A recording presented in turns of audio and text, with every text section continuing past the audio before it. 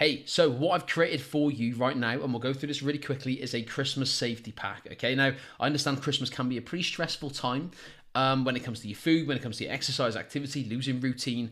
We're not going to worry. This is going to guide you through it. Christmas isn't a time to panic. It's not a time to stress out and feel guilty. It's a time to navigate with in more intention and more care. And this is going to help you enjoy it without the guilt and protect your progress that you've worked really hard for. All right, so let's get into it without further ado. First up, the big reminder, you won't lose your progress in a couple of days. Christmas won't undo months and months of work. It doesn't do it like that. That's not how the body works. Life isn't that unfair. Trust me. Progress isn't undone by a few meals going out, a few social gatherings. What will cause a setback is if you switch off completely and think I'll start in January. We're not going to do that, okay?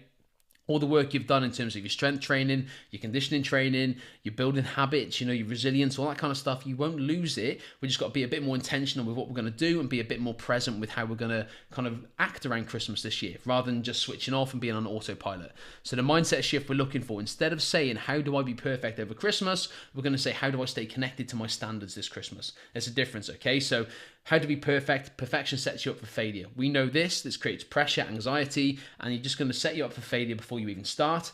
How do I stay connected with my standards? This is going to create more flexibility, more self-awareness, and it's going to allow you to actually enjoy Christmas and maintain your identity, the identity of the person we are becoming. So this week is about awareness. It's not about extremes. It's not about punishment. It's not about earning calories by doing more exercise. It's not about rigid restriction. You're still you. You're a human being. You're a client working your way towards meaningful goals. Your standards still exist even during Christmas. So really bear that in mind.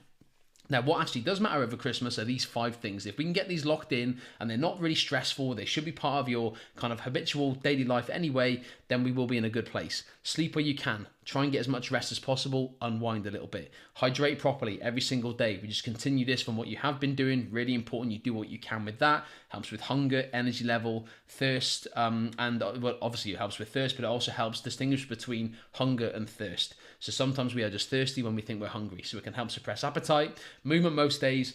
Goes without saying, get outside, get fresh air, great for body, great for the mind. Protein at most meals. Again, we want to keep satisfied during Christmas. We want to support muscle recovery. We want to prevent energy crashes, which will lead to poorer choices. So we want to keep our energy high. And then mindful enjoyment. Savor the meals, savor the social events.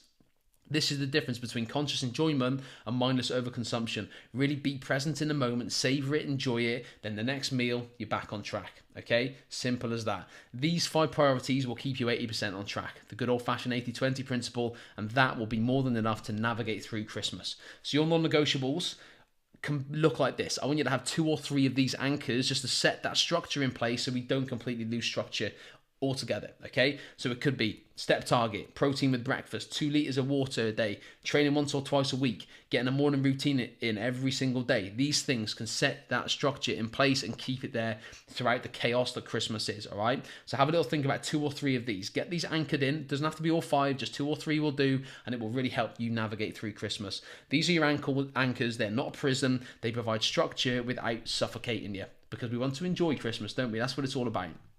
Now, how to approach your food. No on or off switch here, okay? You're not on plan, you're not off plan. No, life isn't binary. There are just meals, some meals every day, some special meals, okay? It's all part of life, and we want to create a lifestyle here, don't we? Not on plan or off plan.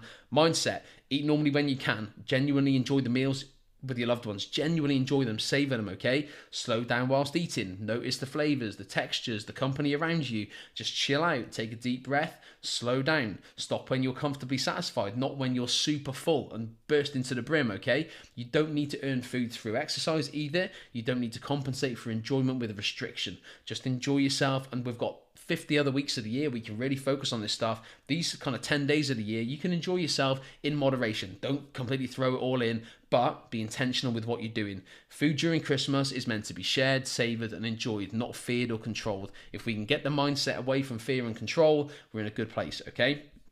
Alcohol, when we get to booze, a couple of things here that are going to help you manage the booze consumption as much as possible with more intention and awareness as well.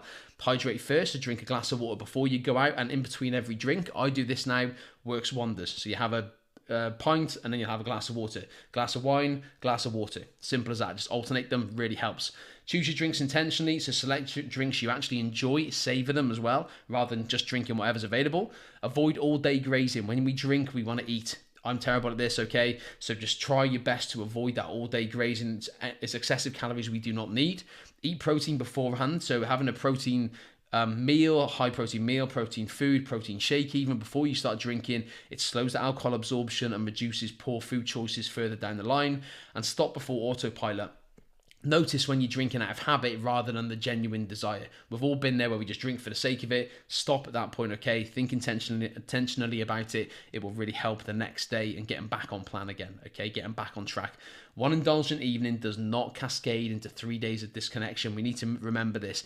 Each moment is a fresh choice. So if you have an evening that's a bit boozy, you feel a bit rough the next day, don't think sod it and have 3 or 4 days in a row. Just think, you know what, it's fine. I'm human. I'm allowed that. Next day, back to normal. You can get that mindset. You will be golden. Then, movement without pressure. So training is optional. Going to the gym, doing your workouts is optional over Christmas. Yes, if you want to do them, do them. It's all about feeling good this time of year, not doing it for a purpose to earn calories or to set PBs. Train because you want to, because it's good for your headspace more than anything, okay? If you want to keep a routine going, do it. If you haven't got time to do it, don't panic about it. But what I do want is movement outdoors as much as possible, or movement on a treadmill or whatever you've got. Some kind of step count would be good to adhere to. Outside would be even better because it's great for the headspace as well as the body, okay? So training is optional. If you want to do it, you can. I know some people really want to stick to the structure, more than welcome to. I'll probably stick to a good level of structure as well, but it's not pressurized. There's no kind of pressure on it at all. Movement though, I do want people to move. Every single day if you can, 10 to 15 minutes would be great as a minimum requirement, okay?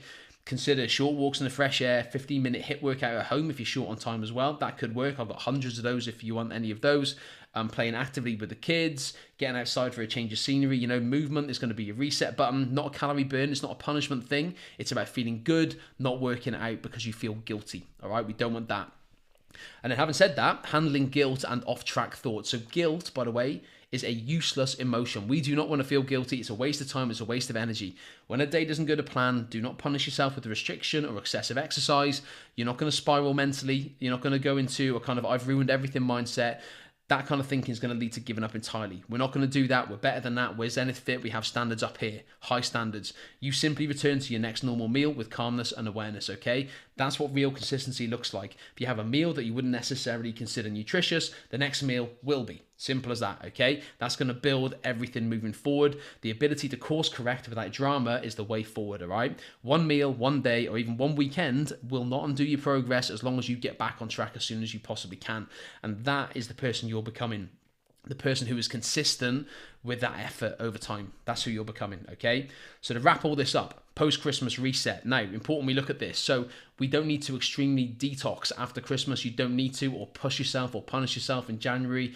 Your body isn't broken. It simply needs a gentle return to your foundations. So that means returning to normal meals and regular eating patterns. Hydrate, so really stick to the hydration and get back on it if you haven't quite been good at it. Daily steps, okay? Rebuilding your movement with more steps and build it up, build it up. Getting that sleep back on track and then just re-establishing your routine. Don't feel like you have to detox in January or after Christmas. No, just build back to your regular routine patterns because we're creating a lifestyle here. We're not just trying to get short-term results. We're creating a lifestyle that's going to last forever, okay? Now, if you follow these foundations just 3 or 5 days after Christmas ends, your body will settle down remarkably fast and you'll be back on track again, okay? Any questions about this, give me a shout, but I thought I'd just drop this down to you just to help you navigate through Christmas and give you a bit more of a kind of roadmap to get through it in the best possible way and still enjoy it and still have a great time. So like I said, any questions, drop me a message, but I'll speak to you later, okay?